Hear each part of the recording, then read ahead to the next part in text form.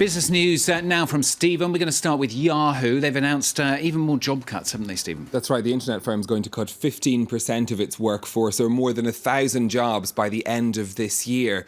Chief Executive Marissa Mayer says Yahoo will now focus on its search engine, email and the blogging site Tumblr, after reporting losses of $4.3 billion for last year. The company's also admitted it's examining proposals to sell off its core internet business. Mark Thompson has the details. Yahoo is slimming down. From jobs to products launched by the company's own CEO, there are cuts across the board. Around 15% of its workforce is set to be chopped, alongside Yahoo Games, Yahoo TV, and a selection of digital magazines. We value everyone who's dedicated themselves to Yahoo and made contributions here. The changes in our employee footprint to date have not been easy, but they've been necessary to position the company for a stronger future. The savings could generate Yahoo around $1 billion. The internet pioneer plans to focus on its core search business, email and blogging site Tumblr. It comes after the troubled internet company reported a $4.3 billion loss for 2015.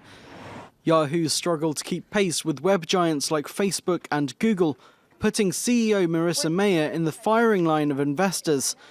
2 months ago, they pressured a rethink after the company tried to sell its 15% stake in Chinese e-commerce site Alibaba.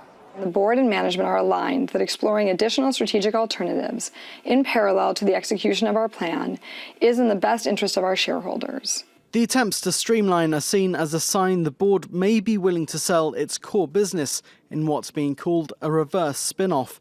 American telecommunications company Verizon has reportedly shown interest. Yahoo says it will entertain offers, but is focusing on its turnaround plan. French story for you now. Protests to do with Uber, but this time by drivers for the company itself. That's right. We're used, of course, to seeing taxi drivers protesting against Uber. Well, this time it's the drivers for companies like Uber that are staging a protest in Paris today. This is against changes to the regulations that govern the industry. They say the new rules alter the licence requirements for drivers. They'll put up to 10,000 people out of work. That's according to Uber, the company itself. Now, the company is supporting the action, but warning that their services in the French capital could be severely disrupted by the protest today. Market sensitive. Well, European shares have opened down again today. Bucking the trend, though, here in France is the luxury group LVMH. Their shares up by 6% almost in Paris. That's after reporting a 12% jump in revenues in the last 3 months of 2015. They also say that trade in France is almost back to normal after the terrorist attacks in November. So some sign of a rebound there from LVMH. Over on the Asian markets, falling oil prices sent Asian shares into a bit of a tailspin earlier on. The Nikkei in Tokyo closed down by more than 3%, fairly hefty falls on the Hang Seng in Hong Kong as well. Some more of the day's business headlines for you now. The Chinese chemicals group ChemChina has offered to pay around 40 billion euros for the Swiss agri-business firm Syngenta. If the deal goes through, it'll be the biggest ever takeover by a Chinese company. It'll first need to be approved, though, by US and EU regulators. The American fast food chain Chipotle has seen its profits slump after being hit by an E. coli outbreak last year. Profits were down by 44% in the last 3 months of 2015, while like-for-like sales fell by almost 15%. Chipotle shut down 43 outlets in Washington State and Oregon last year while the outbreak was being investigated.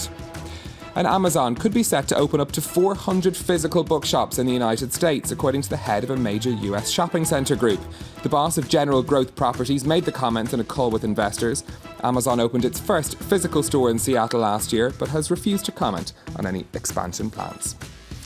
Now, the man behind the low-cost airline EasyJet has gotten into the grocery business now. Yeah, so EasyJet started the Easy brand out, then we've had Easy Cruises, Easy Property, Easy Internet Cafe, and now there's Easy Food Store. Stelios Hadji Ioannou, who's opened a shop in northwest London selling a limited range of food products for just 25p each, or around 33 cents if you count them in euros. Those prices are just an introductory offer. Eventually they'll go up to around 50 pence.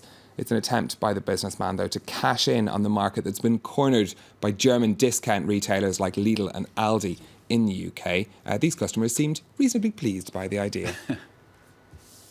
You know, Tesco's and all that, their prices seem to be going up, whereas somewhere like this is a blessing.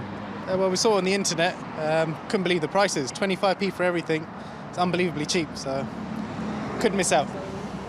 25p. Should point out they only have 76 products for now, so there isn't a lot you can buy for 25p. Right. Thank you very much, Stephen, selling that one to us on France 24.